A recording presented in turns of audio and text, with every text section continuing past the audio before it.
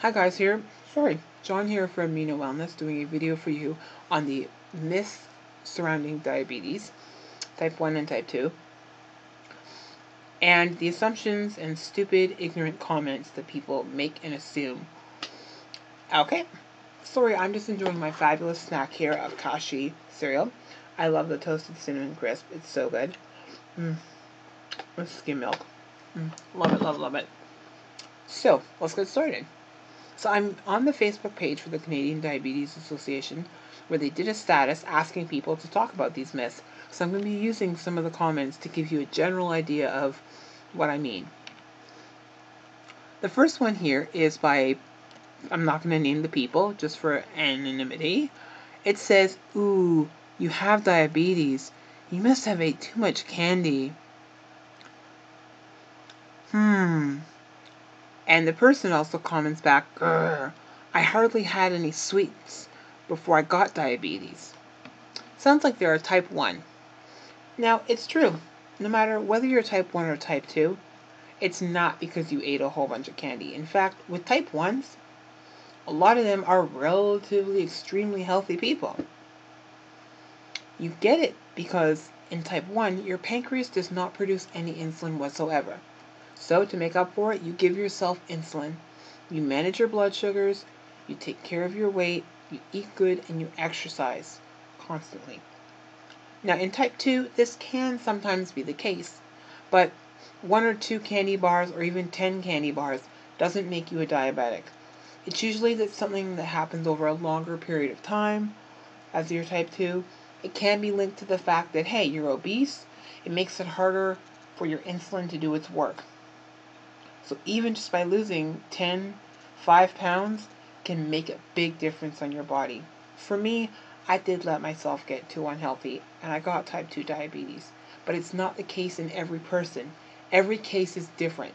So before you assume something like this, ask them, how did you get diabetes? What is your condition like? The key here is to learn by asking questions and not making assumptions. So let's scroll down here and let's see something else. Yes. Next one. Diabetics can't eat any sugar.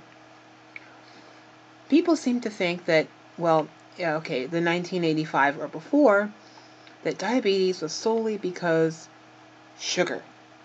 They think that if you're diabetic, you can't eat any sugar whatsoever. But science has changed, medicine has changed, and research has shown that it's not sugar that makes our blood sugar go high. It is carbohydrates. So starches, which convert into sugar, and sugars. Fiber and things like uncut cornstarch and whatnot have no effect on your blood sugar whatsoever, nor does fat and protein. So we throw those in with the carbohydrates to make a complex carbohydrate that lowers the impact on your blood sugar and is better to enjoy. The key here is you can have sugar. Milk has sugar. Dairy has sugar. Fruit has sugar.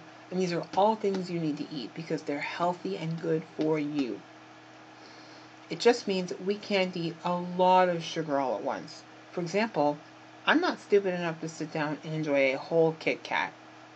But if I wanted a small sliver of a Kit Kat, say there's 4 little straight lines on the Kit Kat, if I wanted one of those straight lines, or even 2, and maybe I had that with a nice big warm salad and a slice of whole grain low carb bread, no problem.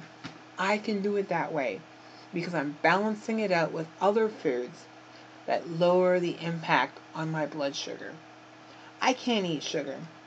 And the fact that you telling me I can't eat sugar shows that you're not educated at all. Now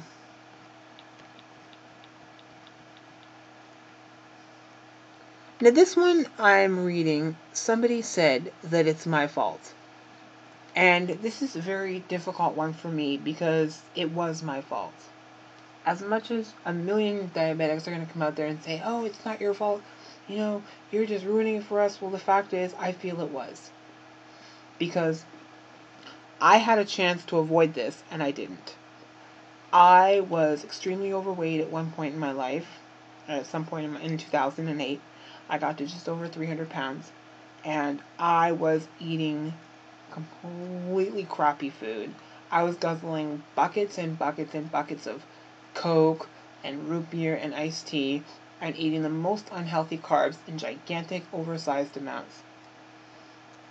And all this emotional eating caused my body to go from bad to worse. Circa 2012, I get diagnosed with type 2 diabetes. And my doctor has it on record that I was pre-diabetic in 2009. So I could have avoided it, but I didn't. And I got myself here. But the fact is, 99% of the cases of all diabetics, type 1 and 2, it isn't their fault. It's just the way the pancreas works. It's the way the body works. Now, there are one or two rare cases, like mine, where I could have prevented this from happening, and I didn't. Am I sorry? No, because you know why? I can't go back and change what happened, and having this has made me 10 times more stronger than I ever thought possible. Next one I want to read. Let's see what we got here.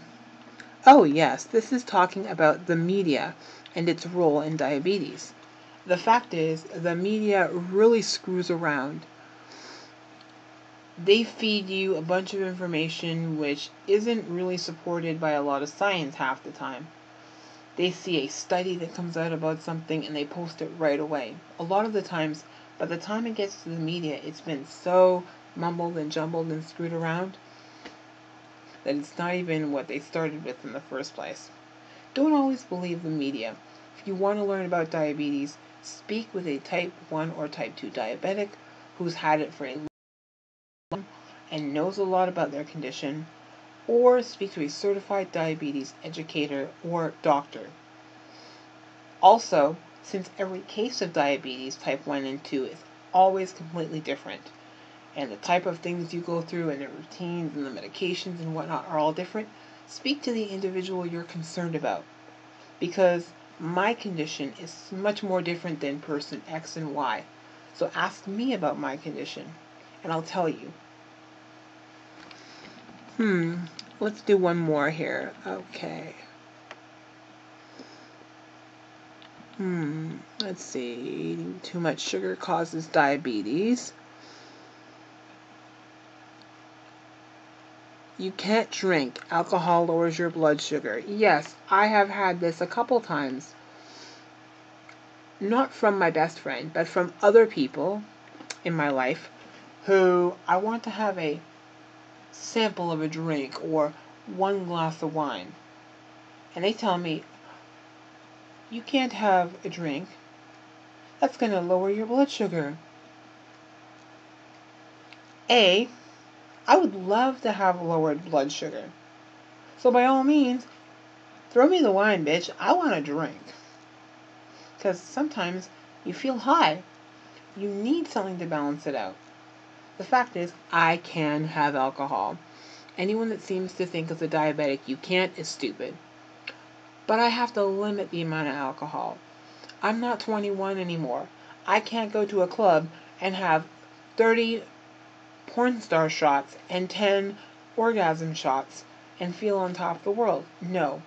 Because those things are full of sugar.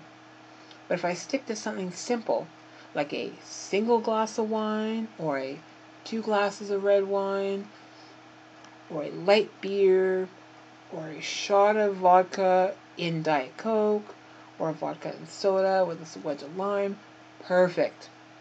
The key things are that when we eat alcohol, we eat it with a meal or just after or before a snack. We also have to look at the types of medications we're on. Because I'm on metformin, I can't have it too close to when I took my medication. So what I might do is I have my medication with dinner, and a couple hours later when we're sitting on the sofa chatting, that's when I'll have my one drink. So please, back off and let me have my booze, honey. But remember, I'm diabetic. I am not inhuman. Okay, I think I got time for one more, so let's take a look. I can't have sugar at all. That they know more than my doctors on how to eat and generally speaking live. It's true. This one I think I'm going to do because I hate the fact that people think they know more about this condition than I do. That they know how I should be treating my condition. When really it's not their condition and you don't know the first thing about it. As I said, every diabetic patient is different. Every person with diabetes is different. How we handle our conditions are different. Okay? So don't think you know how to handle my condition better than me. Because this is the one condition where we are our own doctors. And until you are my personal endocrinologist or certified diabetes educator, you can go screw yourself because I ain't got time for this. Okay? So be you, go home and learn something. And you know what? If you're not sure, ask me. Because I'd much rather explain it to you than have to sit there and want to smack you in the face. Okay, so there are a lot of great questions here and a lot of good answers. Sorry, not questions. There's a lot of good answers here, and I wish I could go through them all, but I don't got time. YouTube only lets me to allow 15 minutes to this video. So to find out more, go to facebook.com and search for the Canadian Diabetes Association. And it's the first status you'll see currently posted. So scroll down and read some of the answers and educate yourself. I'm sure the CDA has great classes you can take that'll teach you more about diabetes, especially being a non-diabetic. You are. So thank you for watching and have a great day. Bye, y'all.